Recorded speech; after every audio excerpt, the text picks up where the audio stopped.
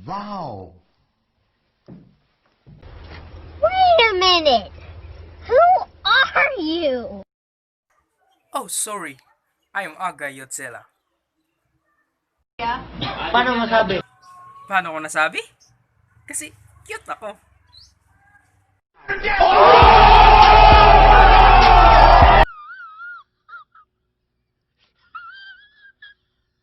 A few moments later.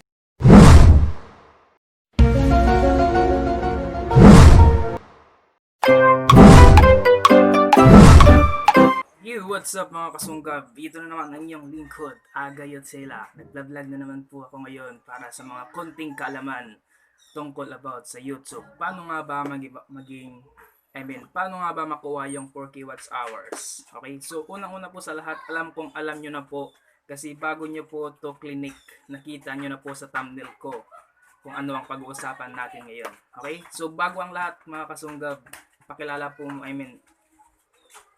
pag nagustuhan nyo itong video na to, panoorin nyo po ito hanggang sa uli. Huwag nyo pong bibitinin para lahat nyo malaman kung anong mga tips na ibibigay ko sa inyo.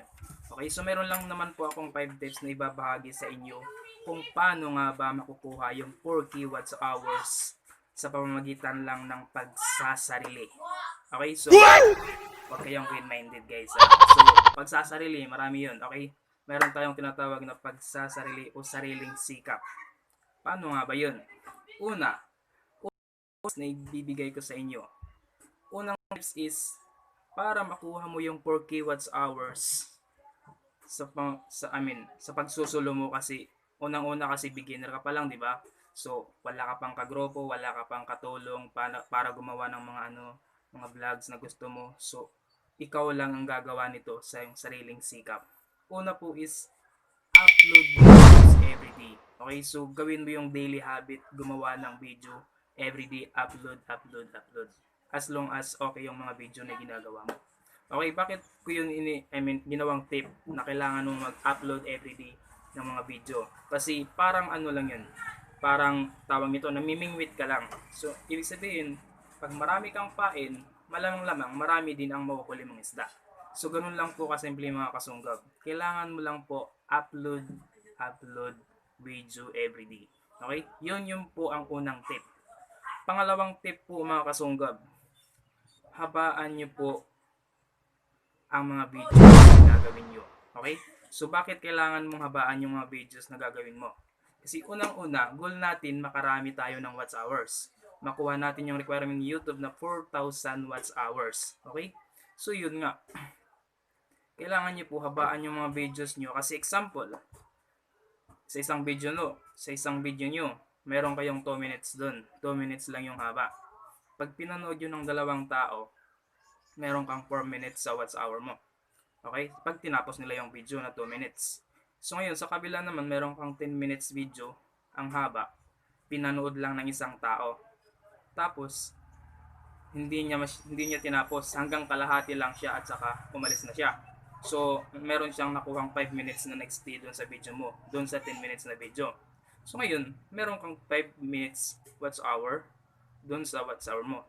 Okay? So, remember mga kasunggab, isang tao pa lang yun.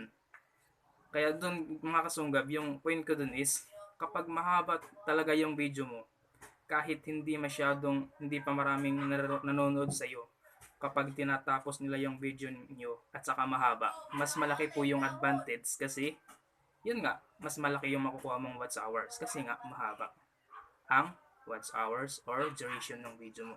Mahaba ang oras ang kailangan nilang may Google. Okay? So yun po yung kagandahan sa tip number 2. Pahabain nyo po ang mga videos nyo. Okay? Pangatlo naman po is, kailangan po kayo gumawa ng mga videos, pero wag lang kayong gagawa ng mga videos na hindi sila informative, hindi sila entertaining, at saka yung tipong hindi magugustuhan ng mga tao. Kailangan kung gagawa man lang kayo ng mga videos, dapat good quality. Okay? So, hindi naman sa ganong good quality kasi ako din, aminado po ako na isa lang din po akong baguhan, kaya hindi po ganong kaganda yung mga video na nagagawa ko. Pero at least ginagawa ko po yung lahat para magawa ko yung karapat-dapat, yung standard or mga kagustuhan ng madla. Okay? So, yun po. Pangatlo, kailangan good content, okay?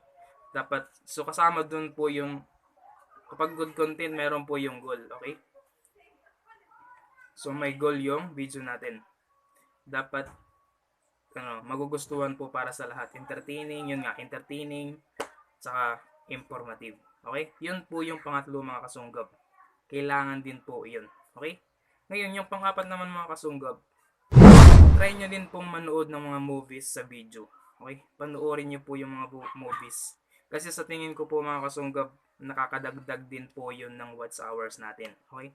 Every time na nanonood kayo ng mga full movies sa YouTube, dumadagdag po yun sa watch hours natin mga kasunggab. Okay? So try nyo pong manood ng mga movies. Yun po yung fourth, ika-apat na tips. Ngayon yung panglima naman po mga kasunggab, ito po ay pang general na po ito eh. Yung panglima, yung mga videos na ginagawa nyo po, i-share nyo po sa lahat ng groups na mayroon kayo. Okay, ano yung mga groups na yun? Sa FB groups, maging sa YouTube groups din kung mayroon ka, pwede rin sa Messenger. So, share nyo po yung mga link ng mga videos nyo. Doon po makakatulong po yun para maraming makaalam sa mga video na ginagawa mo at doon madali kang makakakuha ng watch hour kasi nga mapapansin po yun ng lahat. Okay? Yun po guys, yun po lahat ang mga tips na kailangan nyong gawin para makuha yung 4K watch hours nyo. Okay? 4,000 watch hours, gawin nyo lang po yung 5 tips na yun. At sana po mga kasunggab, nakatulong po yun sa inyo. Lalong-lalo na po sa mga bagong YouTuber na katulad ko. Kaya panoorin nyo po yun. Sana po makatulong po sa inyo. Ayun nga mga kasunggab, hanggang doon na lang po ang ating pag-usapan ngayon kasi medyo wala na akong masasabi na iba. So salamat po sa panonood. At ngayon kung bago ka pa lang sa channel ko, huwag nyo pong kalilimutang i-subscribe. Click nyo rin na rin po yung notification bell para updated po kayo sa mga bago akong videos. And then, huwag nyo rin kalilimutang mag-like. Then, share nyo rin po sa inyong mga kaibigan. At sa lahat. Okay? So, ayun lang po mga kasunggab. Salamat sa panonood. God bless and be safe. Oh my God! Wow!